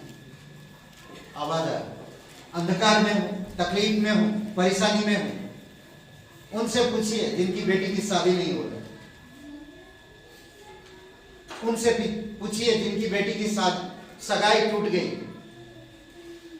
दुखी है, निराश है, भयभीत है, क्या होगा, उम्र बढ़ते जा रहा। समझ रहे? कई बार ऐसे परिस्थितियां आता है, इनको प्रोत्साहन करेगा कौन?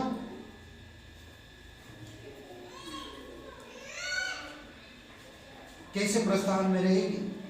आप उनके वचनों के द्वारा ही, हम आत्मा के द्वारा ही हम प्रोत्साहन कर सकते हैं एक दूसरे को। आप और मेरे द्वारा वो प्रोत्साहन होंगे। किसी किसी के घर में एक जन विश्वासी है, 4 लोग अविश्वासी। ऐसे भाई या ऐसे बहन को कैसे प्रोत्साहन करेंगे? किसी किसी घर में माँ बाप विश्वासी है तो बच्चे विश्वासी नहीं है, किसी किसी घर में बच्चे विश्वासी है तो माँ बाप विश्वासी नहीं है। तो ऐसे लोगों को प्रोत्साहन कैसे करेंगे? किसी को संतान की जरूरत है, किसी को नौकरी की जरूरत है, भय है चारों तरफ, कल हमारे भविष्य क्या होगा, कैसे हम करेंगे? आप अगर परमेश्वर आपको चुना है, कोई पत्नी विश्वास करता है तो पति नहीं, कोई पति विश्वास करता है तो पत्नी नहीं, तो ऐसे परिस्थिति में, ऐसे हालत में हम कैसे प्रोत्साहन दे सकते हैं? ऐसे हालत में भाई बहनों को प्रोत्साहन देना बहुत जरूरी है। और आप और मैं, परमेश्वर चुनना है इसीलिए ताकि हम उनको प्रोत्साहन कर सके। उनकी दिल, उनकी मन टूटा हुआ है, वो दुखी है, वो डरे हुए हैं, वो कुछ कह नहीं पा रहे। मैं कल एक परिवार को मिला में जाकर, उसकी पति था, दोनों थे, बुजुर्ग हो चुके, आज भी उसका पति मारता है, और मुझे देखकर खुश हो गई। उसकी आंखों से सिर्फ रोने लगी। उसकी पति आज भी उसे कहता है कि मेरे पैसे तो खा रहा, उसके बच्चे बड़े होकर बहू नाती पोते होने के बावजूद मेरे दिल को छुआ। मुझे बहुत दुख लगा कि वो बहन आज भी सह रही। किसी के बेटी के शादी टूट जाती है और वो घर में होता है, उसके दिल से पूछो, ब्रदर एंड सिस्टर, हम कुछ भी नहीं है, परमेश्वर सब कुछ है। परमेश्वर प्रोत्साहन करने के लिए आपको मुझे चुना है। आप परमेश्वर की संतान हो। सिर्फ एक समय निकाल कर किसी भाई से, किसी बहन से, मुझे खाने के लिए नहीं, मुझे कॉफी के लिए नहीं, मैं परमेश्वर का बंदा हूं, मैं जाकर इंकरेजमेंट करूं एक भाई को, एक बहन को, एक परिवार को। मुझे इधर उधर की बातें करने की आदत नहीं, मैं करूंगा नहीं। मैं परमेश्वर की वचन मुझे अगुवाई कर रहा, हे परमेश्वर मुझे ऐसे व्यक्ति के पास ले चलो जो मैं प्रोत्साहन कर सकूं, जो मैं इंकरेज कर सकूं। एक शराब पीने वाला व्यक्ति शराब पीकर कई सारे गंदे काम करता है, चिल्लाता है, घर में उसकी मां दुखी है उससे, उसकी मां रो रो के परमेश्वर से प्रार्थना करती कि मेरा बेटा ठीक हो जाए, शराब छूट जाए। आप उस मां को सांत्वना कौन देगा? आप और मैं। आप परमेश्वर के राजदूत हो, आप परमेश्वर की सेवक हो, आप परमेश्वर की संतान हो, आप परमेश्वर की पात्र हो। अद्भुत है नहीं?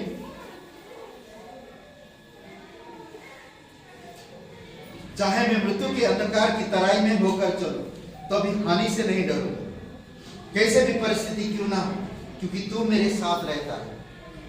परमेश्वर मेरे साथ है, मुझे डरने की जरूरत नहीं। मत्ती 14:27। यीशु पानी पर चलकर चेलों की ओर आ रहा था। नहीं सॉरी, यहां पर चेलों के साथ नाव पर जा रहे थे, चेलों के साथ। तुरंत उनमें उनके बातों की ओर कहा। ओके, एक 27 वचन पढ़ेगी क्या कोई? मत्ती का खोलिए, बहुत खूबसूरत बात है ये।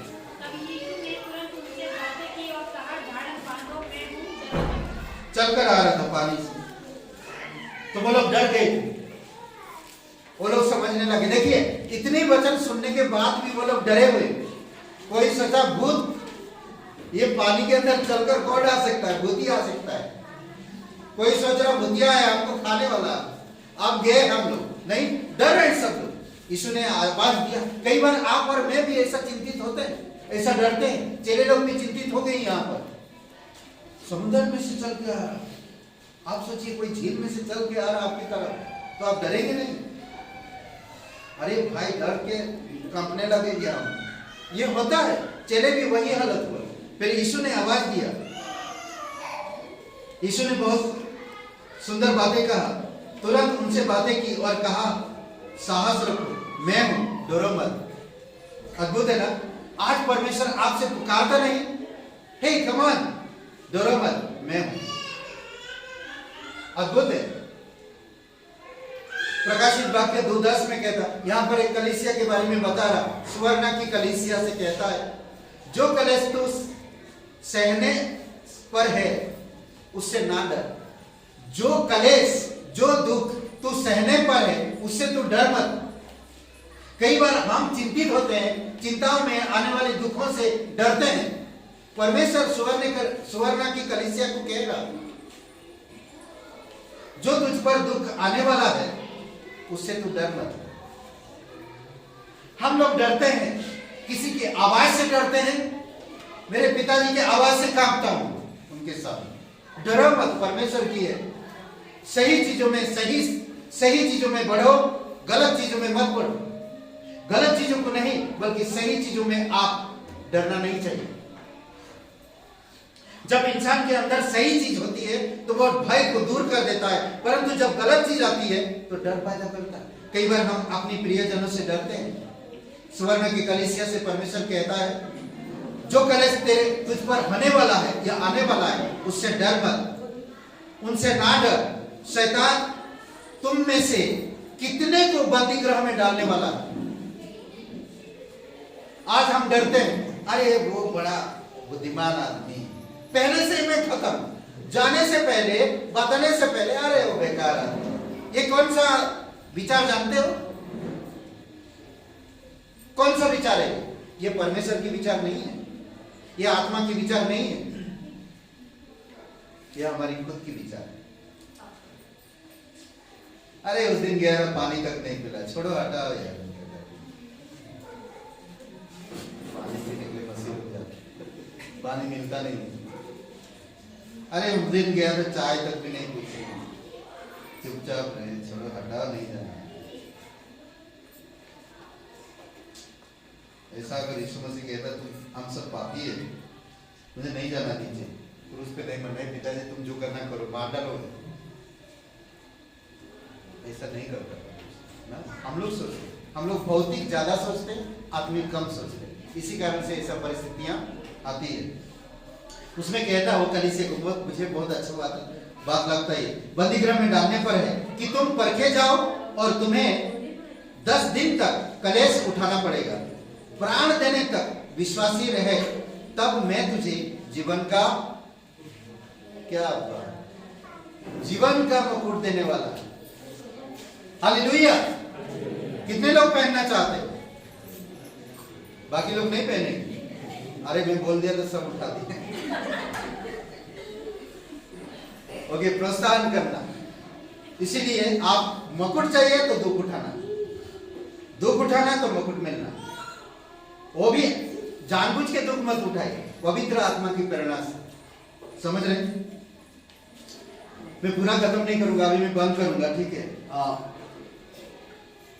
फिर तीसरा पॉइंट है, सताव सहने वालों के लिए प्रोत्साहन करना। सताव जो सहते हैं ना, सताव जो लोग सहते हैं। वचन संहिता 86 वचन 17 में मुझे आपने भलाई का एक चिन्ह दिखा कि वे जो मुझसे बैर रखते हैं देखकर लज्जित हो। हे यहोवा, तू ही ने मेरी सहायता की और मुझे शांति दी। ये जो शांति शब्द प्रोत्साहन का शब्द है। मेरे चारों तरफ दुश्मन है, मुझे सता रहे हैं, बैरी लोग मुझे सता रहे हैं। मुझे एक ऐसा चिन्ह दिखा पिता कि ये मेरे बैरी लोग सारे के सारे लज्जित हो। और प्रभु ये पौलुस कहता है, मैं परमेश्वर की सुसमाचार से लज्जित नहीं होता और ना मैं किसी के लिए कोई दुश्मन हो, कोई बैरी हो, किसी के कहने पर या लोगों के बीच में मुझे गिरा देता है, तो मुझे कभी लज्जित होने की जरूरत नहीं, क्योंकि इंसान मुझे गिरा सकता परंतु परमेश्वर मुझे उठाता है। इंसान मुझे दबा सकते हैं पर परमेश्वर मुझे ऊंचा करते हैं। इंसान मुझे घेर लेंगे पर परमेश्वर मुझे आजाद करता है। इंसान मुझे बांध के रख सकते हैं अपनी परंपराओं में, अपनी चीजों में, बट परमेश्वर मेरी सहायता करता है, मुझे शांति देता है और मैं आजाद रहता हूं। समझ रहे हैं? यशायाह 49 और वचन 13, परमेश्वर ने अपनी प्रजा को शांति दी है और वह अपने दिन लोगों पर दया करेगा। यूहन्ना 16:33 में यीशु मसीह का शांति आप में है। यीशु ने आपको शांति दिया, संसार का नहीं। संसार जो देता है वो शांति नहीं, यीशु मसीह ने आपको शांति दिया। यूहन्ना 16:33 में पहला पत्रस 12 में, हे प्रिय, यह दुख रूपी अग्नि परीक्षा को तुम्हारे मध्य इसलिए आई कि तुम्हारी परख हो। इससे यह समझकर अचंभा ना करना कि कोई अनोखी घटनाएं घट रहा है। कभी अचंभा मत करो, आप प्रभु में हो, आपके जीवन में परीक्षाएं आएगी, दुख आएगा, निराशा होएंगे, बट आपके पास कलीसिया है, परमेश्वर का पवित्र आत्मा है, परमेश्वर का वचन है, परमेश्वर आपको संभालेगा, परमेश्वर आपको इंकरेज करेगा और परमेश्वर आपको अगुवाई करेगा। चौथी बात, दुर्बल, निराशा और दुखियों को इंकरेज करने के लिए। दुर्बल लोगों के लिए कैसे दुर्बल? शरीर से भी, आत्मा से भी। दुख, निराशा में है, कोई आशा नहीं उनके पास, कोई होप नहीं, ऐसे लोगों को इंकरेज कर सकते हैं। अगर आप ठान ले मैं किसी इंसान को 1 घंटा दूं, अगर चारबाग के स्टेशन के पास जाऊं, वहां पर ऐसे बहुत सारे लोग मिलते हैं जिनको मैं प्रभु के बारे में बता सकता हूं, या उनके साथ में दोस्ती करके यीशु मसीह के बारे में बता सकता हूं।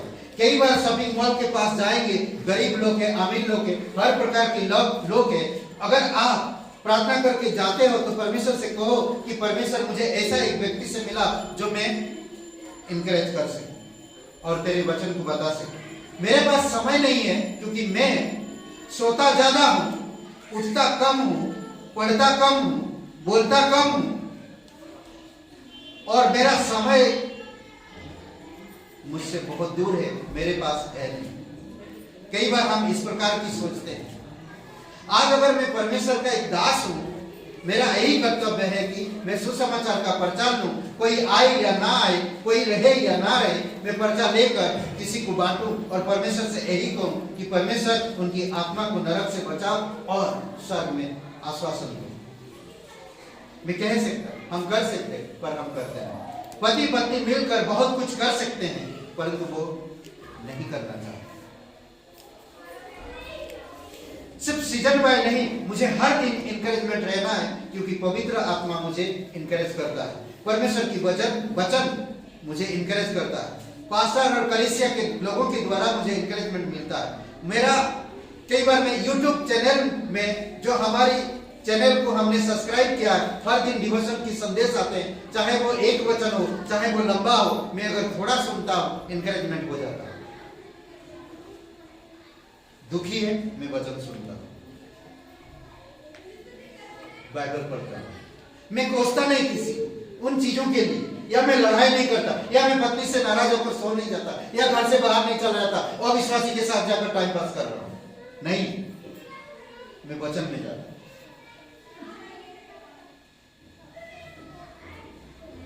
घर में अगर मेरा पेरेंट्स मेरे साथ नहीं देते हैं तो मुझे परमेश्वर में साथ देता है और परमेश्वर की वचन से मुझे इंकरेजमेंट मिलता है। मैं उन चीजों में गुस्सा होता हूं, बट मैं गुस्सा को काबू करके मैं परमेश्वर के चरण में आता हूं।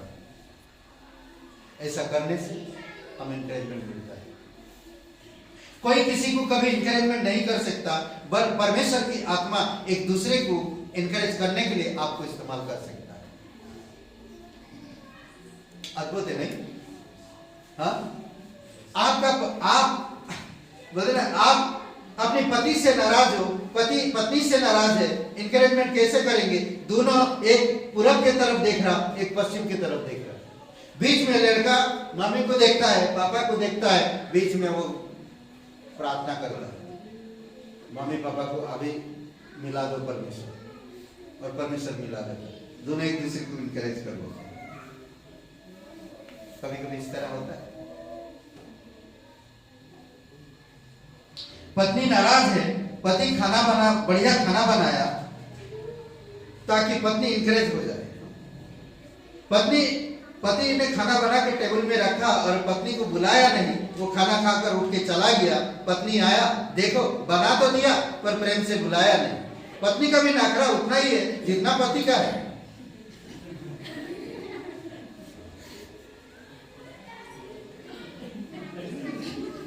कभी कभी बहुत सारे ऐसी चीजें होती है जो हम लोग एक दूसरे को बोलते, नहीं पहले बोल, वो मुझे इनकरेज, फिर मैं इनकरेज, नहीं पहले वो करे, वो सोच रहा वो करे, वो सोच रहा वो करे, इसी में सब्जी जल जाती है। अरे सब्जी जल गई, चलो दोनों दौड़ के जाते हैं, गया ये तुम्हारी वजह से, फिर चालू हो जाता है। इनकरेजमेंट करिए एक दूसरे को। जब इनकरेजमेंट बहुत जरूरी है, कैसे लोगों को? निर्बल लोगों को, निराश और दुखियों को।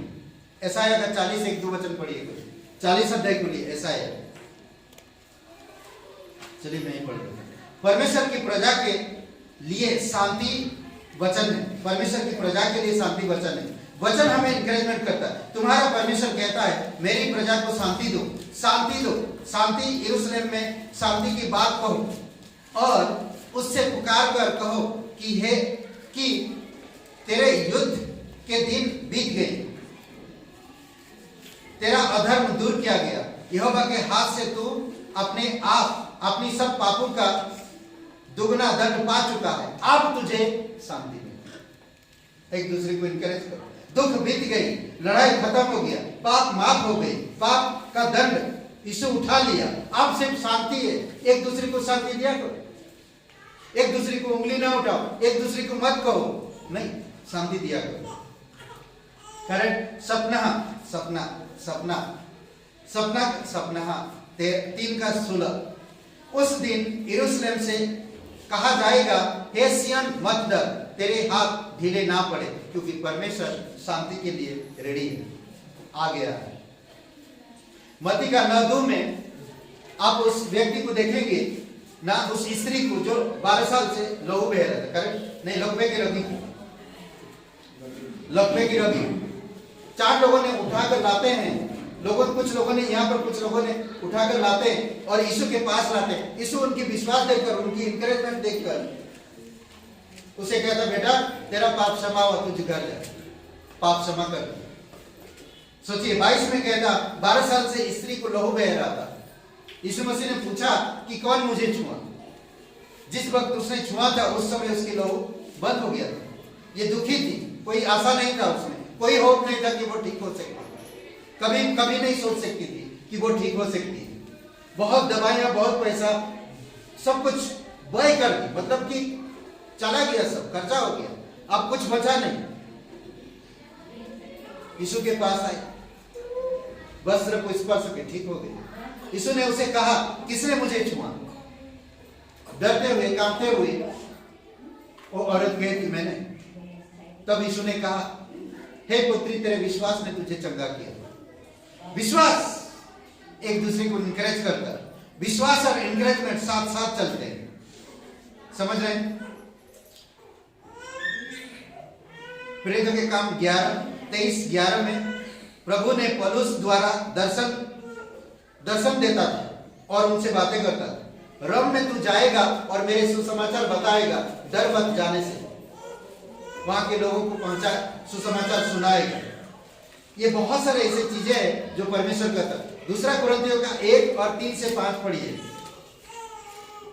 यहां पर परमेश्वर उन लोगों को जो बुरे अनुभवों से होकर निकलते हैं, उनको इंकरेजमेंट करता। मैं बंद करूंगा, ये वचन पढ़िए। दूसरा कुरिन्थियों का 1:3-5। इनका परिणाम यह है कि वे इसी प्रकार के अनुभव करने वाले को सांत्वना और प्रोत्साहन दे सकते हैं। पढ़िए कोई एक जोर से। हमारे यीशु मसीह के परमेश्वर और पिता का धन्यवाद हो, जो दया का पिता और सब प्रकार की शांति का परमेश्वर है। वह हमारे सब कलेशों में शांति देता है, ताकि हम उस शांति के कारण जो परमेश्वर हमें देता है उन्हें भी शांति दे सके जो किसी प्रकार के कलेश में हो। क्योंकि जैसे मसीह के दुखों में हम अधिक सहभागी होते हैं, वैसे ही हम शांति में भी मसीह के द्वारा अधिक सहभागी होते हैं। ओके, साथ में हो सुना वचन। परमेश्वर सांत्वना देना, सांत्वना का स्रोत, शांति, आश्वासन, ये सारे चीज परमेश्वर से उत्पन्न होती है। और आप परमेश्वर से कनेक्ट हो, आप परमेश्वर से कनेक्ट हो। कई सारे लोग अशांति में हैं, कई सारे लोग निराशा में हैं, कई सारे लोग दुखी है, कई सारे लोग निर्बल है। आप परमेश्वर से कनेक्ट हो। परमेश्वर शांति, आश्वासन और सांत्वना उत्पन्न करता है, आप पर डालता है। आप उसको ले जाकर उन तक पहुंचाना है। परंतु मैं तो लिया, मुझे शांति मिला, पर मैं उनको दुखी देखकर शांति नहीं दूंगा। ये हमारी सभा, समझ रहे? ये हमारी सभा, पर हमें ऐसा स्वभाव मसीह में नहीं रखना। जैसे हमें परमेश्वर से मिलता है, उसी प्रकार हम दूसरों को भी शांति, आश्वासन, आशा देना चाहिए। निर्बलों को बल, वचन के द्वारा जाकर आपसे कुछ नहीं, उनके साथ आप बैठिए, उनको ऑटोमेटिकली बल मिलता है। वो किसी को शेयर करना चाहते नहीं कर पाते, कोई उनका फ्रेंड नहीं, कोई उनका सुनने वाला नहीं। वो कुछ बातें बताना चाहते पर कोई है नहीं सुनने के लिए।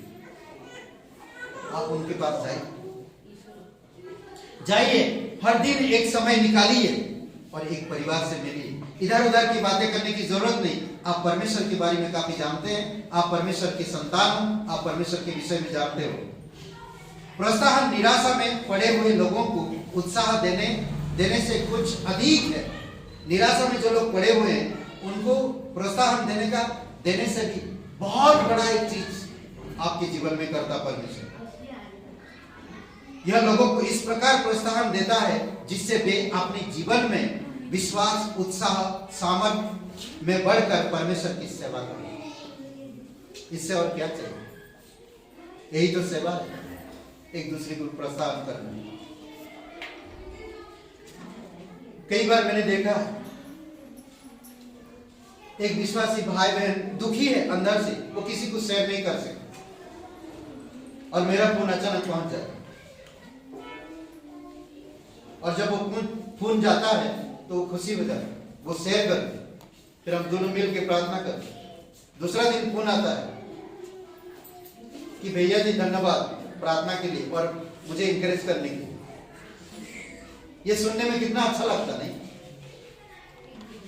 कितना अच्छा लगता है। तो आप और मैं मिलकर एक दूसरे को प्रोत्साहन कर सकते हैं, इंकरेज कर सकते हैं और उत्साह के साथ परमेश्वर में बढ़ा सकते हैं। आमीन। आइए प्रार्थना करते हैं। आंखें बंद करिए, सबकी आंखें बंद है, सबकी सर झुकी हुई। सब लोग आंखें बंद करिए और मेरे साथ प्रार्थना करिए। सबकी आंखें बंद है, सबकी सर झुकी हुई। कभी आप विश्वास नहीं किए, आज आपके पास मौका है, आप विश्वास कर सकते हैं और प्रभु के पास आ सकते हैं।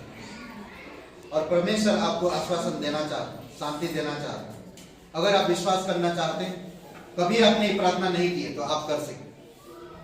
अगर आप विश्वास करना चाहते हैं, मेरे साथ ये प्रार्थना को करेंगे। कहिए, हे यीशु, मैं जानता हूं मैं एक पापी इंसान हूं, मैं खुद को नहीं बचा सकता। मैं धन्यवाद देता, तो मेरे पापों के लिए क्रूस पर जीवन दिया, कब्र में गया, तीसरे दिन जी उठा।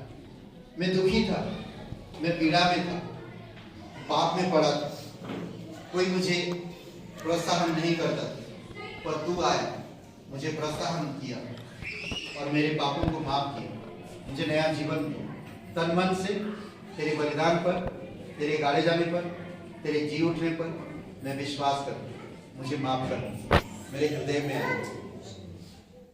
तू पवित्र परमेश्वर का एकलौता पुत्र यीशु नासरी, मेरा मुक्तिदाता, मेरा उद्धारकर्ता, मुझे क्षमा कर यीशु के नाम से।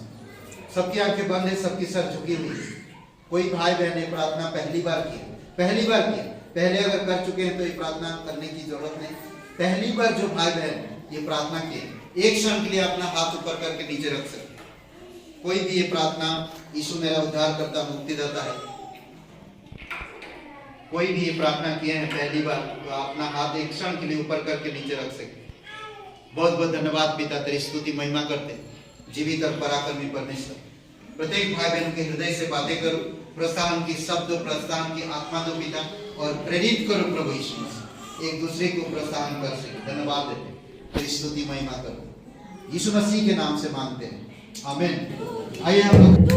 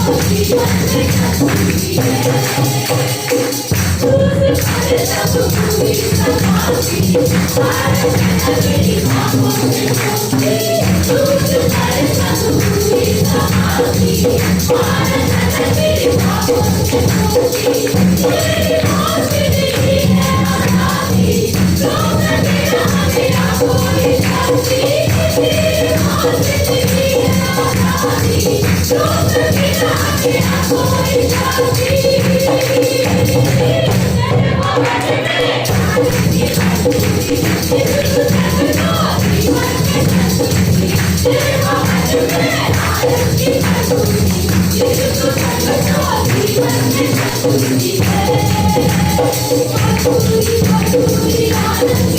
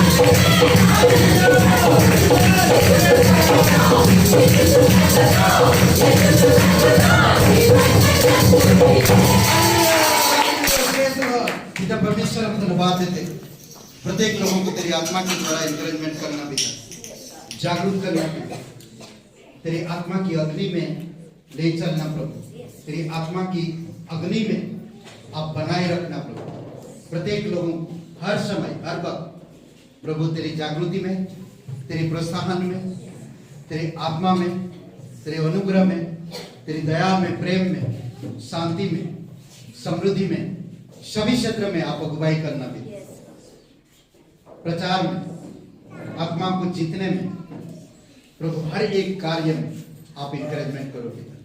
धन्यवाद देते जीवित और पराक्रमी परमेश्वर, प्रत्येक परिवारों अभिषेक करो, बच्चों को बुद्धि समझ दो, बुराई को छोड़कर अच्छे स्वभाव में, अच्छे चरित्र में, गुणों में बढ़ सके। धन्यवाद देते पिता।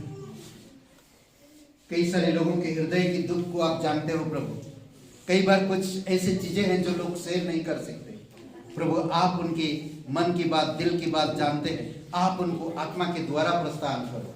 जीवित और पराक्रमी परमेश्वर, धन्यवाद देते हैं, तेरी स्तुति महिमा करते हैं। सारा आदर, सारा महिमा हम तुझे देते हैं। प्रत्येक भाई बहनों को शक्ति दो, शरीर में, आत्मिक में बढ़ाओ पिता। और कोई दुखी है प्रभु, आप उनके दुखों में आशा दो या प्रोत्साहन करो प्रभु। निराशा में, निर्बलता में प्रभु आप बल दो पिता।